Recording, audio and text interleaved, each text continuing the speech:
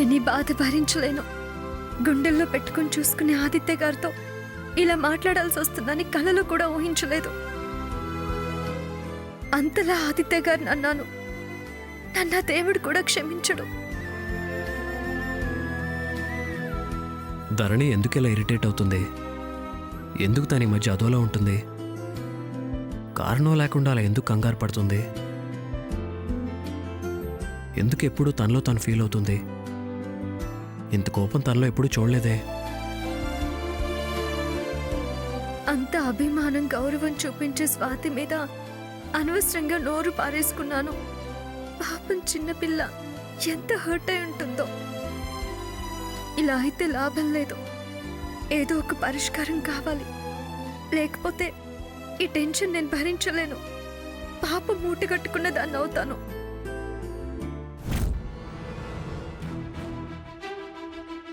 అసలు ఇప్పుడు ఎవరికీ చెప్పకుండా ఎక్కడికి వెళ్తుంది?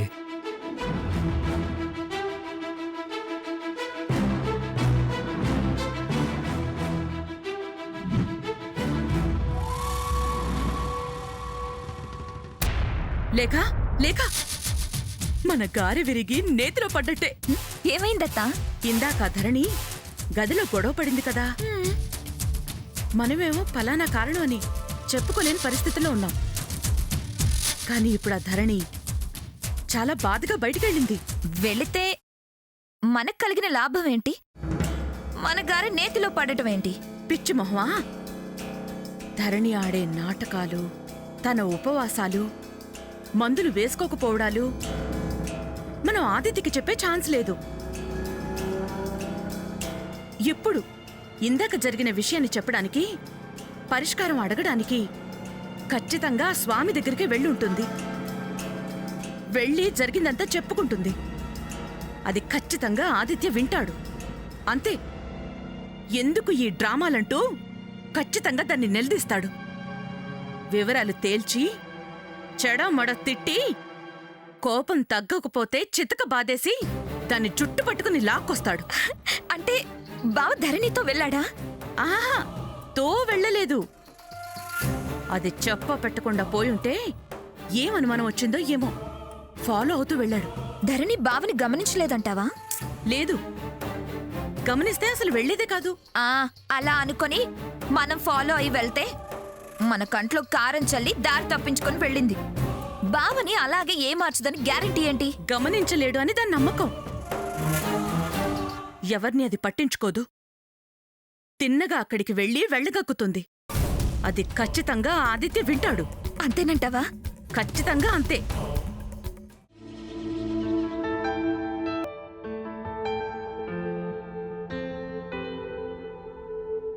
బావా, అసలు మార్నింగ్ ఏం జరిగింది? ఏం జరిగింది? ఏం జరగలేదు కదా. అదేంటి ధరణిని అంత కోపంగా లోపలికి తీసుకెళ్ళావు కదా? ఎక్కడికెళ్ళిందంట? ఏమైనా చెప్పిందా? ఎందుకెళ్ళిందంట బావా? తన మీద కోప్పడ్డావా ఆదిత్య? అసలే కడుపుతో ఉంది. అలాంటి పనులేం చేయకో. నాకైతే 4 కొట్టుంటాడనిపిస్తుంది. నీకేమైనా మెంట్లా? కొట్టడం ఏంటి? అసలు ఏం చేసిందని కోపట్టానికి? ఆడవాళ్ళ మీద చేయి చేసుకునేంత మూర్ఖుళ్ళ కనిపిస్తున్నానా నేను? అయినా తను ఏం చేసిందని తిట్టడానికి కొట్టడానికి? అయినా మా భార్యాభర్తల విషయంలో నీకేంటి అంత ఆరాటం? ఈ విషయం గురించి మాట్లాడొద్దు. ధరణి దగ్గర కూడా ప్రస్తావించొద్దు. ధరణి, ధరణి! వస్తున్నానండి. ఏంటండి? పద, మనం హాస్పిటల్కి వెళ్దాం. హాస్పిటల్కి ఎందుకు? ఎందుకేంటి? చెకప్కి. నేను ఇప్పుడు బానే ఉన్నాను. చెకప్ ఎందుకండి? ఎలా ఉన్నా నెల నెలా చెకప్ చేయించుకోవాలి. పద. బాగుంటే ఏం అవసరం లేదు. నువ్వు బాగున్నావో లేదో డాక్టర్ చెప్పాలి. ముందు బయలుదేరు. నాకిప్పుడు ఓపిక లేదు. ఇప్పుడు ఓపిక లేదు అంటే నీకు బాలేదనేగా అర్థం.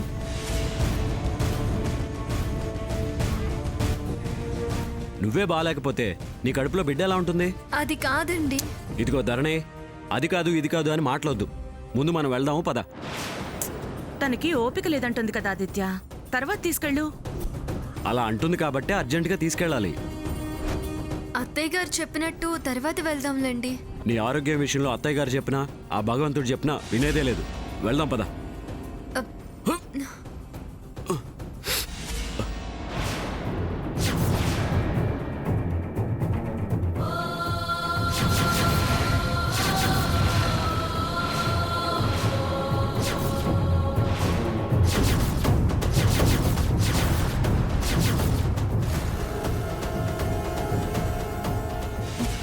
అన్నయ్య ఏమండి ఆదిత్య, బాబా. అన్నయ్య బాబు ఆదిత్య, రా కూర్చో. అన్నయ్య బావా, ఆదిత్య ఆదిత్య. గారు బాబా ఆదిత్య ఏమైంది? అన్నయ్య ఆదిత్య గారు ఆదిత్య గారు అన్నయ్య ఆదిత్య, బాబా అన్నయ్య బాబా ఏమైంది బాబా? అన్నయ్య నాన్న ఆదిత్య. ఆదిత్య గారు కళ్ళు తెరవండి. బాబా వదిన ఏమైంది వదిన? కడుపులో నొప్పిగా ఉంది. నాకేం పర్వాలేదు. ముందు వీరిని హాస్పిటల్కి తీసుకువెళ్దాం. లేక చూస్తావంటే కాస్త సాయం పట్టు. నీకు కడుపు నొప్పి కదా, నేను బావని హాస్పిటల్కి తీసుకెళ్తానులే, నువ్వు రెస్ట్ తీసుకో. అది కాదు, ముందు తీసుకెళ్దాం పదండి. వదిన పెయిన్ అంటున్నావు కదా, నువ్వు రెస్ట్ తీసుకో. పెయిన్ ఉన్నా లేకపోయినా నేను వీరితో రావాలి. పదండి పదండి.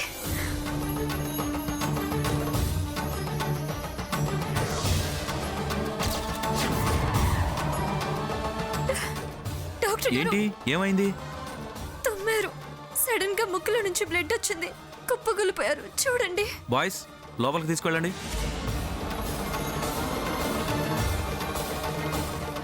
డాక్టర్ గారు ఆయనకేం ప్రమాదం లేదుగా? చూశాక చెప్తానమ్మా.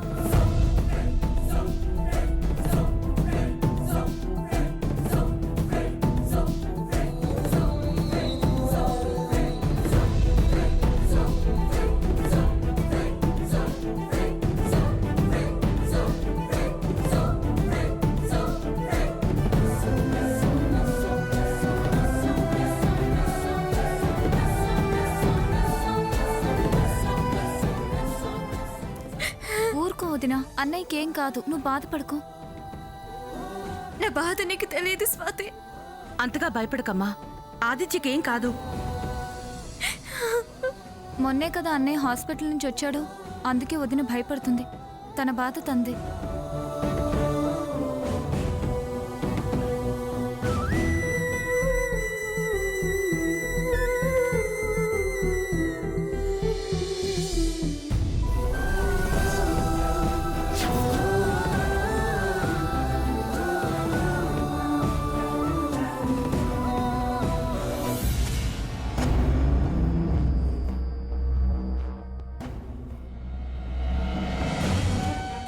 వదిన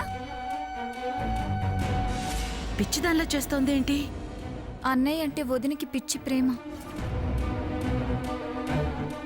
అసలు ఆదిత్య అంత సడన్ గా ఎలా పడిపోయాడు? బావేదో చాలా టెన్షన్ ఫీల్ అవుతున్నాడు.